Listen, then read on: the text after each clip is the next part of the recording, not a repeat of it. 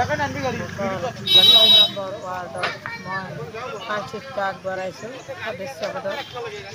গতিকে আশা ৰাখিছোঁ মই ভাৰতীয় জনতা পাৰ্টীৰ তথা অসম গণ পৰিষদৰ সহযোগত মই যে প্ৰাৰ্থিত্ব আগবঢ়াইছোঁ ইয়াত মই সফল হ'ম বুলি আশা ৰাখিছোঁ। আৰু যোৱাবাৰো মই এই পঞ্চায়ত নিৰ্বাচনত সদস্য পদত জয়ী হৈছিলোঁ আৰু এইবাৰো আশা ৰাখিছোঁ মই মোৰ গাঁওবাসীৰ লগতে মোৰ অঞ্চলৰ সকলোৱে মোক মৰম আদৰ আগবঢ়াইছে আৰু মই আজিও মই ইয়াত সফলতা আগবাঢ়িম বুলি মই আশা ৰাখিছোঁ। আমাৰ এইটো লৰমা বটাগুছি 6 নং ৱাৰ্ডৰ হয় আৰু দুটা বুথ একেলগে আছে, দুটা ৱাৰ্ড 6 নং আৰু 7 নং।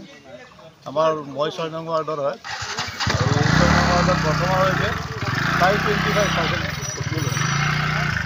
মানুহৰ উৎসাহটো পুৰা দেখা পোৱা গৈছে।